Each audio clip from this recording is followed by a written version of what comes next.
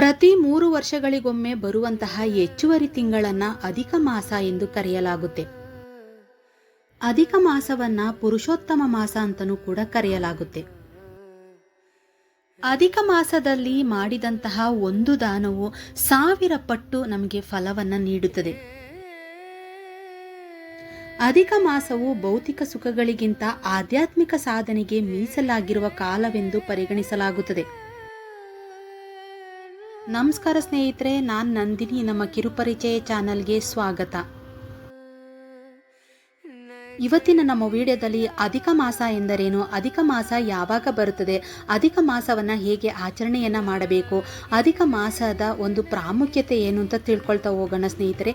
ವಿಡಿಯೋನ ಎಲ್ಲೂ ಸ್ಕಿಪ್ ಮಾಡಬೇಡಿ, ಲೈಕ್ ಕೊಟ್ಟು ಸಬ್ಸ್ಕ್ರೈಬ್ ಆಗೋದನ್ನ ಮರಿಬೇಡಿ. ಅಧಿಕ ಮಾಸ ಎಂದರೆ ಇಂದು ಚಾಂದ್ರಮಾನ ಕ್ಯಾಲೆಂಡರಿನ ಪ್ರಕಾರ 3 ವರ್ಷಗಳಿಗೊಮ್ಮೆ ಬರುವಂತಹ ಹೆಚ್ಚುವರಿ ತಿಂಗಳು. ಅಂದರೆ ವರ್ಷದಲ್ಲಿ ನಾವು 12 ತಿಂಗಳನ್ನು ಮಾತ್ರ ನೋಡ್ತೇವೆ, ಆದರೆ ಅಧಿಕ ಮಾಸದಲ್ಲಿ ನಾವು 13ನೇ ತಿಂಗಳನ್ನು ಕೂಡ ಕಾಣಬಹುದು. ಅಧಿಕ ಮಾಸವನ್ನ ಪುರುಷೋತ್ತಮ ಮಾಸ ಹಾಗೆ ಮಲಮಾಸ ಅಂತಲೂ ಕೂಡ ಕರೆಯಲಾಗುತ್ತದೆ. ಚಂದ್ರನ ಚಲನೆಯ ಆಧಾರದ ಮೇಲಿನ ವರ್ಷವನ್ನ ಸುಮಾರು 354 ದಿನಗಳನ್ನು ಹೊಂದಿರುತ್ತದೆ. ಸೂರ್ಯನ ಚಲನೆಯ ಆಧಾರದ ಮೇಲಿನ ವರ್ಷವು 365 ದಿನಗಳನ್ನು ಹೊಂದಿರುತ್ತದೆ. ಸೌರಮಾನ ಹಾಗೆ ಚಂದ್ರಮಾನ ವರ್ಷಗಳ ನಡುವಿನ ವ್ಯತ್ಯಾಸ 11 ದಿನಗಳ ವ್ಯತ್ಯಾಸ ಉಂಟಾಗುತ್ತದೆ. ಈ ವ್ಯತ್ಯಾಸವನ್ನ ಸರಿದೂಗಿಸಲು ಪ್ರತಿ 3.5 ವರ್ಷಗಳಿಗೊಮ್ಮೆ ಅಧಿಕ ಮಾಸ ಬರುತ್ತದೆ. ಸೌರಮಾನ ಹಾಗೆ ಚಂದ್ರಮಾನ ವರ್ಷಗಳ ನಡುವಿನ ವ್ಯತ್ಯಾಸ ವರ್ಷಕ್ಕೆ 11 ದಿನಗಳ ವ್ಯತ್ಯಾಸ ಉಂಟಾಗುತ್ತದೆ ಸ್ನೇಹಿತರೆ. ವರ್ಷಕ್ಕೆ 11 ದಿನಗಳು ಅಂದರೆ 3 ವರ್ಷಕ್ಕೆ 33 ದಿನಗಳು ವ್ಯತ್ಯಾಸ ಉಂಟಾಗುತ್ತದೆ. ಇದನ್ನೇ ಅಧಿಕ ಮಾಸ ಅಂತ ಕರೆಯಲಾಗುತ್ತೆ. ವಿಷ್ಣುವಿಗೆ ಪ್ರಿಯವಾದಂತಹ ಅಧಿಕ ಮಾಸವು ಮೇ 17ರಂದು ಪ್ರಾರಂಭವಾಗಿ ಜೂನ್ 15ಕ್ಕೆ ಮುಗಿಯುತ್ತದೆ. ನಿಮಗೆಲ್ಲ ತಿಳಿದಿರುವಂತೆ ವರ್ಷದಲ್ಲಿ 12 ತಿಂಗಳು ಇರುತ್ತದೆ, ಆದರೆ ಅಧಿಕ ಮಾಸದಲ್ಲಿ ವರ್ಷದಲ್ಲಿ 13 ತಿಂಗಳು ಬರುತ್ತವೆ. ಸಾಮಾನ್ಯವಾಗಿ ಸೂರ್ಯನು ಒಂದು ರಾಶಿಯಿಂದ ಮತ್ತೊಂದು ರಾಶಿಗೆ ಸಂಕ್ರಮಣಗೊಳ್ಳುತ್ತಾನೆ. ಸಂಕ್ರಮಣ ಅಂದರೆ ಒಂದು ರಾಶಿಯಿಂದ ಮತ್ತೊಂದು ರಾಶಿಗೆ ಹೋಗುವುದನ್ನೇ ಸಂಕ್ರಮಣ ಎಂದು ಕರೆಯಲಾಗುತ್ತೆ. ಆದರೆ ಯಾವುದಾದರೂ ಚಾಂದ್ರಮಾಸದಲ್ಲಿ ಸೂರ್ಯ ಸಂಕ್ರಮಣವೇ ಆಗದಿದ್ದರೆ ಆ ಮಾಸವನ್ನ ಅಧಿಕ ಮಾಸ ಅಂತ ಕರೆಯಲಾಗುತ್ತೆ. ಈ ಅಧಿಕ ಮಾಸದಲ್ಲಿ ಸೂರ್ಯನು ಒಂದು ರಾಶಿಯಿಂದ ಮತ್ತೊಂದು ರಾಶಿಗೆ ತನ್ನ ಸ್ಥಾನವನ್ನ ಬದಲಾಯಿಸುವುದಿಲ್ಲ. ಅಧಿಕ ಮಾಸ ಬಂದಾಗ ನಾವು ಆಚರಿಸುವಂತಹ ಹಬ್ಬಗಳಾದಂತಹ ನಾಗರ ಪಂಚಮಿ, ಗಣೇಶ ಚತುರ್ಥಿ, ದೀಪಾವಳಿ ಎಲ್ಲವೂ 1 ತಿಂಗಳು ತಡವಾಗಿ ಆಚರಿಸಲಾಗುತ್ತದೆ. ಅಧಿಕ ಮಾಸದ ಪ್ರಾಮುಖ್ಯತೆ ಅಥವಾ ಮಹತ್ವವನ್ನ ತಿಳಿದುಕೊಳ್ಳೋಣ ಸ್ನೇಹಿತರೆ. ಅಧಿಕ ಮಾಸವನ್ನ ಮಲಮಾಸ ಅಥವಾ ಪುರುಷೋತ್ತಮ ಮಾಸ ಅಂತಲೂ ಕೂಡ ಕರೆಯಲಾಗುತ್ತೆ. ಭಾರತೀಯ ಸಂಸ್ಕೃತಿಯಲ್ಲಿ ಕಾಲಗಣನೆಗೆ ಅತ್ಯಂತ ಮಹತ್ವವನ್ನ ನೀಡಲಾಗುತ್ತೆ ಸ್ನೇಹಿತರೆ. ಅಧಿಕ ಮಾಸದಲ್ಲಿ ಶುಭ ಕಾರ್ಯಗಳನ್ನು ಮಾಡಬಾರದು ಅನ್ನೋದಷ್ಟೇ ನಮಗೆ ತಿಳಿದಿರ್ತದೆ. ಆದರೆ ಅದರ ಹಿಂದೆ ಇರುವ ಕಾರಣಗಳು, ಆಧ್ಯಾತ್ಮಿಕ ಮಹತ್ವ ಅಥವಾ ಪೂಜಾ ಫಲಗಳ ಬಗ್ಗೆ ನಾವು ತಿಳಿದುಕೊಂಡಿರುವುದಿಲ್ಲ. ಒಂದೊಂದು ಮಾಸಗಳಿಗೂ ಒಂದೊಂದು ದೇವರು ಅಧಿಪತಿಗಳಾಗಿರುತ್ತಾರೆ.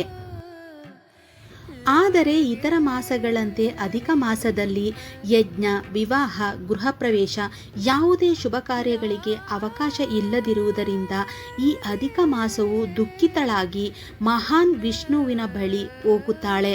ಆಗ ಶ್ರೀಹರಿ ಈ ಮಾಸಕ್ಕೆ ತನ್ನ ಪುರುಷೋತ್ತಮ ಎಂಬ ಹೆಸರನ್ನ ನೀಡಿ ಈ ಮಾಸದಲ್ಲಿ ಮಾಡಿದಂತಹ ಜಪ, ತಪ, ದಾನ, ಧರ್ಮಗಳು ಅನಂತ ಫಲವನ್ನ ನೀಡುತ್ತದೆ ಎಂದು ಹೇಳಿ ವರ ನೀಡುತ್ತಾರೆ.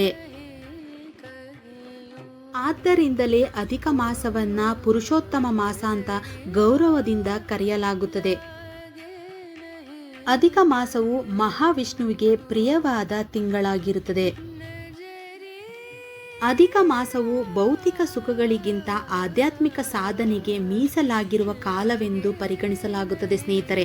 ಸಾಮಾನ್ಯ ದಿನಗಳಲ್ಲಿ ಮಾಡಿದಂತಹ ಪೂಜೆ, ಜಪ, ಧ್ಯಾನಗಳಿಗೆ ಇರುವ ಫಲಕ್ಕಿಂತ ಅನೇಕ ಹೆಚ್ಚು ಪಟ್ಟು ಪುಣ್ಯ ಫಲ ಈ ಮಾಸದಲ್ಲಿ ದೊರೆಯುತ್ತದೆ.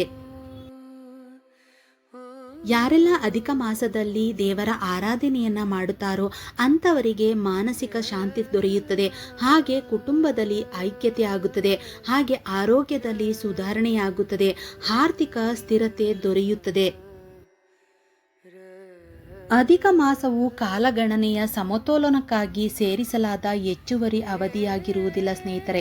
ಇದು ನಮ್ಮ ವೈರಾಗ್ಯ, ಪ್ರಾಯಶ್ಚಿತ ಹಾಗೆ ಭಗವದಾರಾಧನೆಗೆ ಮೀಸಲಾದ ಮಾಸವೆಂದು ಪರಿಗಣಿಸಲಾಗುತ್ತದೆ. ಆದ್ದರಿಂದಲೇ ಗೃಹಸ್ಥ ಜೀವನದ ಹೊಸ ಆರಂಭಗಳಿಗೆ ಈ ಸಮಯವನ್ನ ಅನುಕೂಲಕರವಲ್ಲವೆಂದು ಪರಿಗಣಿಸಲಾಗುತ್ತದೆ. ಅಧಿಕ ಮಾಸದಲ್ಲಿ ದೇವರ ಪೂಜೆ, ಜಪ, ಹೋಮ, ಪಾರಾಯಣ, ದಾನ ಧರ್ಮಗಳನ್ನು ಮಾಡಲು ಅತ್ಯಂತ ಶ್ರೇಷ್ಠವೆಂದು ನಂಬಲಾಗುತ್ತದೆ. ಸ್ಕಂದ ಪುರಾಣದಲ್ಲಿ ತಿಳಿಸಿರುವಂತೆ ಅಧಿಕ ಮಾಸದಲ್ಲಿ ಮಾಡಿದಂತಹ ಒಂದು ದಾನವು 1000 ಪಟ್ಟು ನಮಗೆ ಫಲವನ್ನು ನೀಡುತ್ತದೆ. ವಿಶೇಷವಾಗಿ ಬಡವರಿಗೆ ಅನ್ನದಾನ ಮಾಡುವುದು, ವಸ್ತ್ರದಾನ ಮಾಡುವುದು, ಹಾಗೆ ಧಾನ್ಯಗಳನ್ನು ನಾವು ದಾನ ಮಾಡುವುದರಿಂದ ಪಾಪ ಕ್ಷಯಿಸುತ್ತದೆ, ಹಾಗೆ ಪುಣ್ಯ ವೃದ್ಧಿಯಾಗುತ್ತದೆ. ಅಧಿಕ ಮಾಸದಲ್ಲಿ ನಾವು ಪ್ರತಿದಿನ ದೀಪಾರಾಧನೆ ಮಾಡುವುದರಿಂದ ಹಾಗೆ ಭಗವದ್ಗೀತೆಯನ್ನು ನಾವು ಪಠಣ ಮಾಡುವುದರಿಂದ ನಮಗೆ ಶಾಂತಿ ಹಾಗೆ ಸಾತ್ವಿಕತೆ ವೃದ್ಧಿಯಾಗುತ್ತದೆ. ಅಧಿಕ ಮಾಸದಲ್ಲಿ ಶುಭ ಕಾರ್ಯಗಳನ್ನು ಮಾಡುವುದಿಲ್ಲ. ವಿವಾಹ, ಗೃಹ ಪ್ರವೇಶ, ಉಪನಯನ, ಹೊಸ ವ್ಯವಹಾರಗಳು ಮುಂತಾದ ಶುಭ ಕಾರ್ಯಗಳನ್ನು ಅಧಿಕ ಮಾಸದಲ್ಲಿ ಮಾಡಬಾರದೆಂಬ ಆಚರಣೆ ಪ್ರಾಚೀನ ಕಾಲದಿಂದಲೂ ಇದೆ. ಹೊಸ ಯಾವುದೇ ಕಾರ್ಯಗಳಿಗೆ ಇದು ಅನುಕೂಲಕರವಾದ ಕಾಲವಲ್ಲವೆಂದು ಶಾಸ್ತ್ರಗಳು ವಿವರಿಸುತ್ತದೆ. ಅಧಿಕ ಮಾಸವು ವೈರಾಗ್ಯ, ಪ್ರಾಯಶ್ಚಿತ ಹಾಗೆ ಭಗವಾರಾಧನೆಗೆ ಮೀಸಲಾದ ಮಾಸವೆಂದು ಪರಿಗಣಿಸಲಾಗುತ್ತದೆ. ಅಧಿಕ ಮಾಸದಲ್ಲಿ ದೇವರ ಪೂಜೆ, ಜಪ, ಹೋಮ, ಪಾರಾಯಣ, ದಾನ ಧರ್ಮಗಳನ್ನು ಮಾಡಲು ಅತ್ಯಂತ ಶ್ರೇಷ್ಠವೆಂದು ನಂಬಲಾಗುತ್ತದೆ. ಇಂದಿನ ವೇಗದ ಜೀವನದಲ್ಲಿ ಮಾನವನ ಮನಸ್ಸು ಒತ್ತಡ ಹಾಗೂ ಅಶಾಂತಿಯಿಂದ ತುಂಬಿದೆ ಸ್ನೇಹಿತರೆ. ಇಂತಹ ಸಂದರ್ಭದಲ್ಲಿ ಅಧಿಕ ಮಾಸವು ಆತ್ಮಾವಲೋಕನಕ್ಕೆ ಒಂದು ಅಪೂರ್ವವಾದ ಅವಕಾಶವಾಗಿದೆ ಅಂತಲೇ ಹೇಳಬಹುದು. ಅಧಿಕ ಮಾಸವು ಕೇವಲ ಪಂಚಾಂಗದ ಹೆಚ್ಚುವರಿ ತಿಂಗಳಲ್ಲ ಸ್ನೇಹಿತರೆ, ಆತ್ಮಶುದ್ಧಿಯ ಧರ್ಮಾಚರಣೆಯ ಕಾಲವಾಗಿದೆ. ದುಡ್ಡು, ಸ್ಥಾನ, ಮಾನ, ಹೆಸರು, ಸಾಧನೆಗಳ ಹಿಂದೆ ಓಡುವ ಮನುಷ್ಯನಿಗೆ ಸ್ವಲ್ಪ ಸಮಯ ದೇವರ ಚಿಂತನೆಗೆ ಮೀಸಲಿಡಿ ಎಂಬ ಸಂದೇಶವನ್ನು ಈ ಅಧಿಕ ಮಾಸ ನೀಡುತ್ತದೆ. ಆದ್ದರಿಂದಲೇ ನಮ್ಮ ಭಾರತೀಯ ಋಷಿಮುನಿಗಳು ಈ ಮಾಸವನ್ನ ಪುಣ್ಯಕಾಲವೆಂದು ಕೊಂಡಾಡಿದ್ದಾರೆ. ಅಧಿಕ ಮಾಸವನ್ನ ಯಾವ ರೀತಿ ಆಚರಣೆ ಮಾಡಬೇಕು ಅಂತ ತಿಳಿದುಕೊಳ್ಳೋಣ ಸ್ನೇಹಿತರೆ. ಅಧಿಕ ಮಾಸದಲ್ಲಿ ವಿಷ್ಣುವಿನ ಆರಾಧನೆ ಮಾಡಿದರೆ ಪೂರ್ವ ಜನ್ಮದ ಪಾಪಗಳು ಕ್ಷೀಣಿಸುತ್ತವೆ. ಈ ಮಾಸದಲ್ಲಿ ಲಕ್ಷ್ಮಿ ಆರಾಧನೆಯನ್ನು ಮಾಡಿದರೆ ಧನ ಸಮೃದ್ಧಿಯಾಗುತ್ತದೆ. ಅಧಿಕ ಮಾಸದಲ್ಲಿ ಶ್ರೀಮನ್ನಾರಾಯಣನನ್ನ ಪೂಜೆ ಮಾಡಿದರೆ ಸಂಕಷ್ಟ ನಿವಾರಣೆಯಾಗುತ್ತದೆ. ಅಧಿಕ ಮಾಸದಲ್ಲಿ ಶಿವಪೂಜೆಯನ್ನು ಮಾಡಿದರೆ ಮನಶಾಂತಿ ದೊರೆಯುತ್ತದೆ. ಅಧಿಕ ಮಾಸದಲ್ಲಿ ದುರ್ಗಾ ಆರಾಧನೆಯ ಮಾಡಿದರೆ ದುಷ್ಟಶಕ್ತಿ ನಿವಾರಣೆಯಾಗುತ್ತದೆ.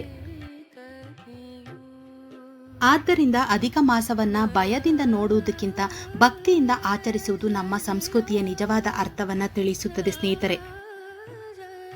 ಅಧಿಕ ಮಾಸವು ವಿಷ್ಣುವಿಗೆ ಪ್ರಿಯವಾದ ಮಾಸವಾಗಿರುವುದರಿಂದ ಪ್ರತಿದಿನ ನಾವು ವಿಷ್ಣು ಸಹಸ್ರನಾಮವನ್ನು ಪಾರಾಯಣ ಮಾಡಬಹುದು, ಹಾಗೆ ಭಗವದ್ಗೀತೆಯನ್ನು ಪಠಣ ಮಾಡಬಹುದು, ತುಳಸಿ ಪೂಜೆ, ಗೋಪೂಜೆ, ವ್ರತಾಚರಣೆಯನ್ನು ಮಾಡಬಹುದು, ಹಾಗೆ ಉಪವಾಸವಿದ್ದು ಜಪ, ತಪಸ್ಸು ಕೂಡ ನಾವು ಮಾಡಬಹುದು, ಹಾಗೆ ಧ್ಯಾನ, ದಾನ ಧರ್ಮ, ಅನ್ನದಾನ ಕೂಡ ಮಾಡುವುದು ಶ್ರೇಷ್ಠಕರವೆಂದು ಹೇಳಲಾಗುತ್ತದೆ. ಅಧಿಕ ಮಾಸದಲ್ಲಿ ಯಾರೆಲ್ಲ ತೀರ್ಥಯಾತ್ರೆಯನ್ನ ಕೈಗೊಳ್ತಾರೋ ಹಾಗೆ ಪುಣ್ಯಕ್ಷೇತ್ರದಲ್ಲಿ ಯಾರೆಲ್ಲ ಸ್ನಾನವನ್ನ ಮಾಡ್ತಾರೋ ಅಂಥವರಿಗೆ ಈ ಅಧಿಕ ಮಾಸದಲ್ಲಿ ಹೆಚ್ಚು ಪುಣ್ಯ ಫಲವನ್ನು ಪಡೆಯುತ್ತಾರೆ ಎಂಬ ನಂಬಿಕೆ ಇದೆ. ಮಹಾವಿಷ್ಣುವಿಗೆ ಪ್ರಿಯವಾದಂತಹ ಅಧಿಕ ಮಾಸವು ಪ್ರತಿಯೊಬ್ಬರಿಗೂ ಮನಶಾಂತಿಯನ್ನು ಕೊಟ್ಟು ಆರೋಗ್ಯ ಆಯುಷ್ಯವನ್ನು ಕೊಡಲಿ ಅಂತ ಬೇಡ್ಕೊಂತ ಈ ವಿಡಿಯೋನ ಮುಗಿಸ್ತಾ ಇದ್ದೀನಿ.